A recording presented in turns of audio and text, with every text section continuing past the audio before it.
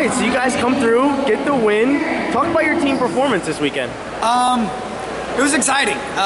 You get the Doc Buchanan out here on the West Coast for us as like, you know, the Iron Man of the Midwest or the Powerade of the back East with a lot of different teams, especially the Colorado teams coming out, really make it a more fun event to mix up and they bring great competition. We had a little, I was a little nervous coming, flying back from the Clash on Sunday and then have to figure out a way to work into, you know, we went our toughest 2 tournaments back to back, but it was a good gut check for him because we're going to do a similar thing when we do our sectional, whatever you guys call it, all around the nation and into the state tournament. So we got a good idea where our kids are at.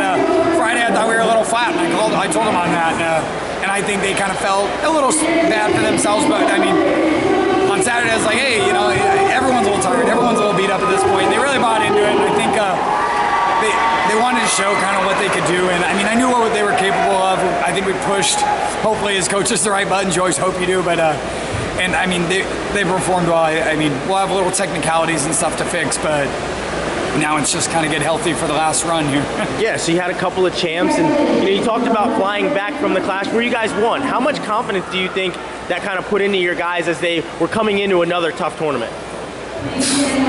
You'd have to ask them, to be honest. I was like, for me, I was like, it's so nerve-wracking. It's more nerve-wracking as the coach and as the wrestler. As a wrestler, they always ask, were you nervous? I was like, no, because everything was in my hands. Now, like, nothing's in my hands. Yeah. So I'm always nervous for them because I like, especially the kids are really pushed and stuff. And I know it's true of the other coaches. You want everything. You want their hopes and dreams to come true.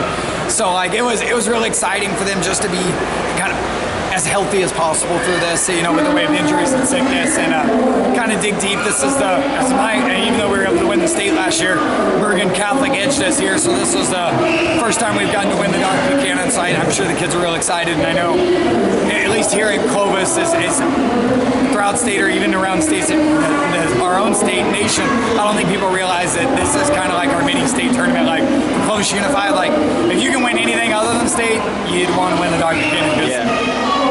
I don't think the hat costs that much. It's just more what it symbolizes.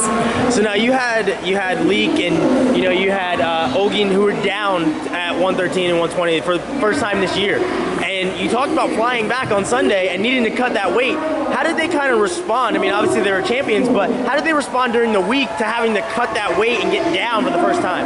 It was a little difficult because we were going to do it for the Clash to get ready for this.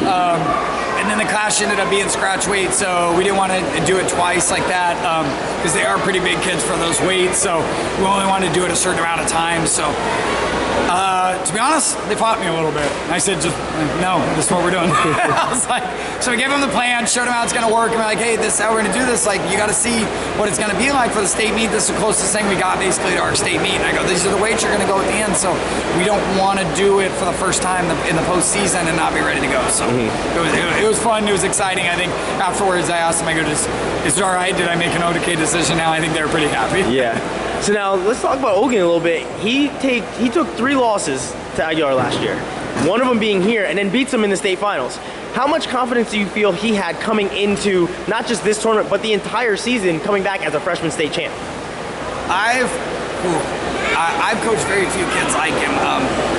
To be so confident and so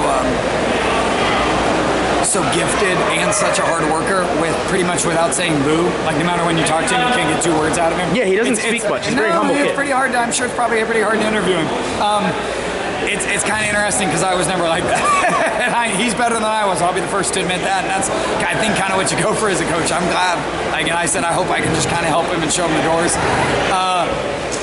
I don't know why he should think anyone can beat him. I mean, I hope he thinks he's the best. I'm not saying he is. I know he's got the ability to be now. If his confidence level and his preparation match that, I mean, this guy's kind of the limit for him. I've dealt with very few kids that are kind of in his category of what he can accomplish, and even, I mean, at the next level. I mean, he's got, I'm sure a lot of people say the sky's the limit, but he's about as blue chip as a D1 recruit as I can see. I know that I've dealt with, so it'll be fun. Now, if I can just get his grades up higher and open a few more doors, I think that's kind of the last part he's got to buy into here. Yeah. So now, as a team, what do you take from this, and what do you want to see them get better at? An edge. I thought we came out a little bit flat on Friday. There's a different. We always talk about confidence. I said said, I want confidence on borderline of arrogance. And I said, not because you can't overlook anyone. I mean, anyone can beat you. It's not wrestled on paper.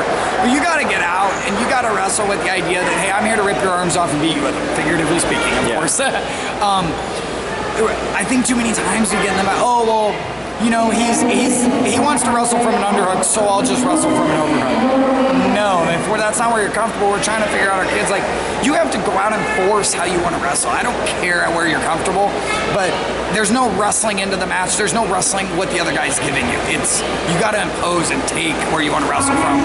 And if he beats you in your best position, all you can do is tip your cap and go back and, you know, work on it more and try to beat him next time. All right, well, congrats on the win here, Coach, and look forward to seeing you a lot more throughout the season. Thank you. It was fun.